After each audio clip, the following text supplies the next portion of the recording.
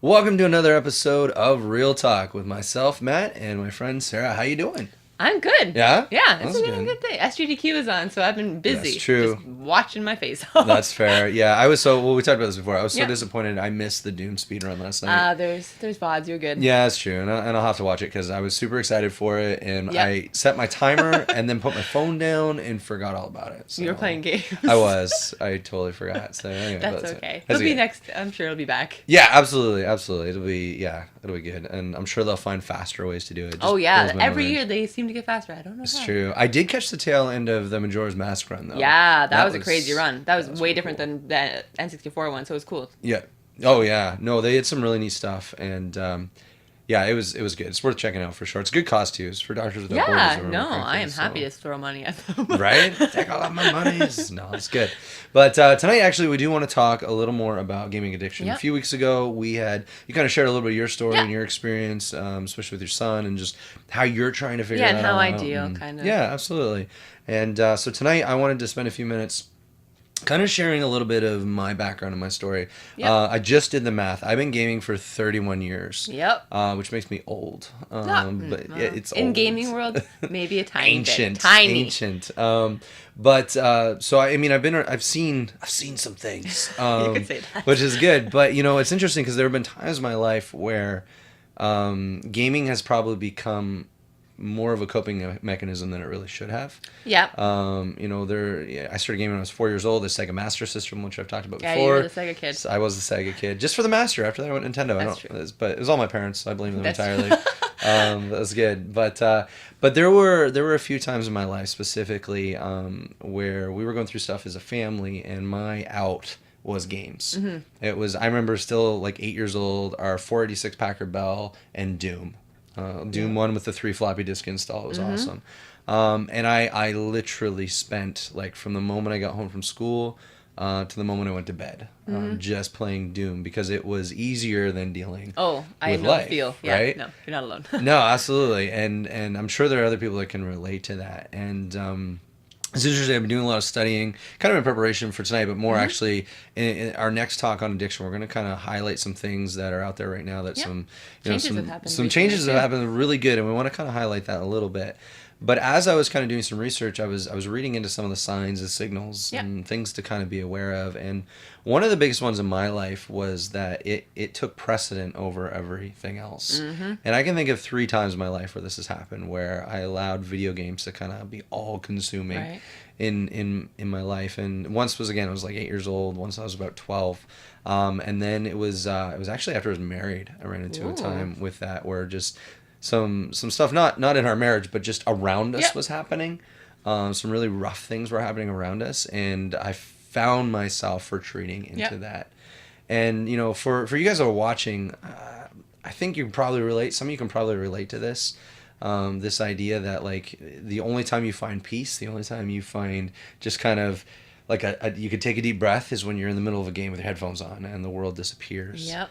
And I want to speak to that a little bit because I get that feeling. Mm-hmm. I really do. I did recently. Yeah, understood. Like, my dad was in the hospital. Yeah. And the first thing I did, I put on Rock Band. Yeah. And I put my headphones on. I played as loud as I could. I played until 4 a.m. Yeah. Because that was the only way I could clear my head Yep. and not deal with it while they were, like, doing surgery. Yeah, absolutely. So that's what got me through. So yeah, I know Yeah. I feel pretty recently. Absolutely. And again, there's nothing wrong with using it as a tool for coping. Mm-hmm. I think the issue, at least for myself, has been when that coping mechanism, I'm going to that at the expense of life. Yes. At the expense of dealing with life and dealing with my other responsibilities, or even other things I enjoy. Like when those things kind of take a back burner and all I'm doing is putting all of my energy and time and effort into gaming, that's when it's been an issue for me. Yep. And that's a balance. I think there are times when life does get rough. I mean,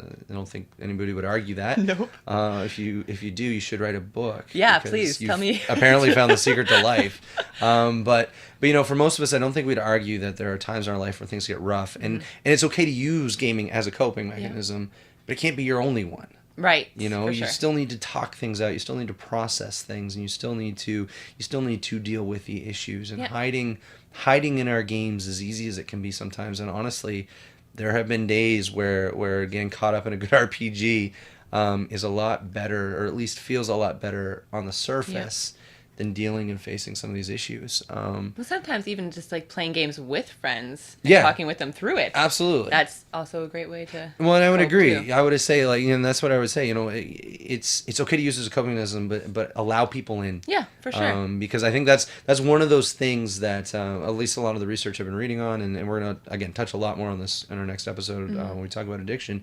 But it's this idea that, you know, what separates those that are using it as a healthy means of just coping and dealing with everyday life, and those that have become addicted to it, is that separation and isolation that happens in your life when you just shut down and don't deal with any of those things. Yeah.